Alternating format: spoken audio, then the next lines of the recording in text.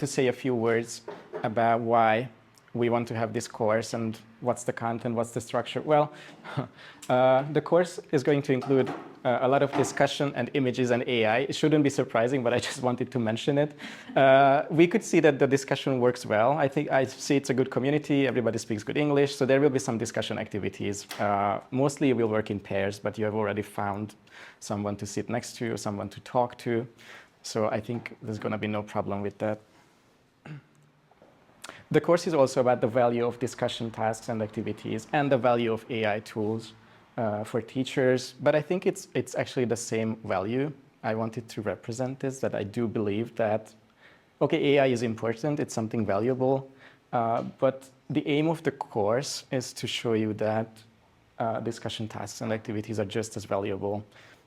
It's also something that FEDE agreed with when they accredited the course and approved the course. So they have the same opinion, actually. I will say more about that later on. That's for sure that we are planning to focus much more on AI tools in education next year in Avicenna. So for sure, there will be different kinds of trainings, activities, consultations, and you can turn to me. We will see. This is a plan for next year. I wanted you to know about this, that this is just the starting point for that. Why image-based discussion tasks? I will try to make this short. There will be other questions that we will be considering during the day. So to answer that question, well, it just raises more questions. We need to think about questions like what are the needs and preferences of 21st century students? What are the objectives of 21st century language and English language education, also for other subjects? It's not just about English. Because we can see that things are changing in these regards. The world is changing, technologies are improving very fast. So there will be some transformations in education.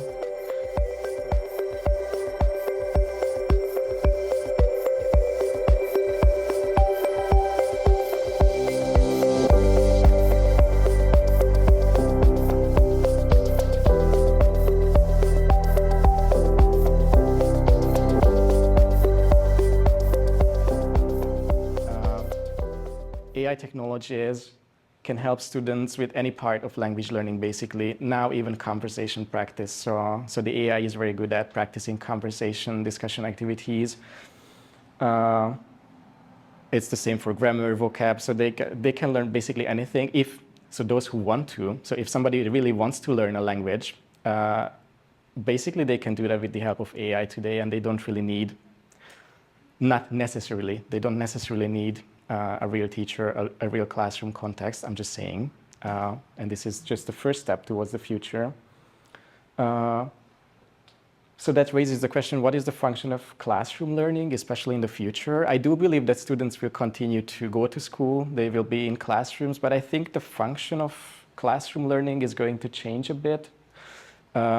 My prediction is that it's going to be a lot more about discussion activities, coming together to talk about important topics, communicate in English, use the language, of course, interact with others. But all the other things, or many of them, can be replaced with AI. So just to keep that in mind. But you will learn more about that. What I also wanted to add is that it's too general. I mean, I think those questions, how much do you depend on technology in your day-to-day life and work? Well, very much.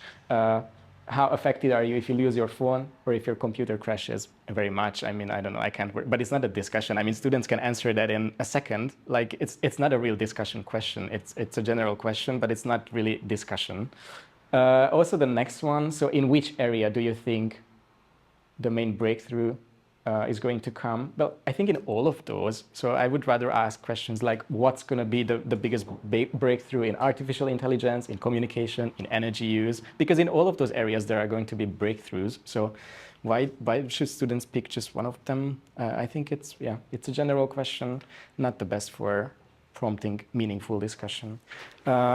This is just something that I want to say about the resource book that we are going to publish soon. So the book has two parts. The first part, the first half of the book, contains these types of tasks. So they all basically look the same. So there is like a bigger topic or a theme, like freedom as a bigger theme. And then there are usually three different images with different sets of questions related to somehow to the topic, to the bigger theme of freedom. But of course, lots of different topics, as you could see. And I also wanted to show you the potential of AI. So you can see the prompt which I use. I will show you in the next part how to generate any kind of image with AI, basically. I think these ones, I really like the quality. And I just told the AI that I need a collage of mythological images, but you can get abstract images, still life images, whatever type of images you want.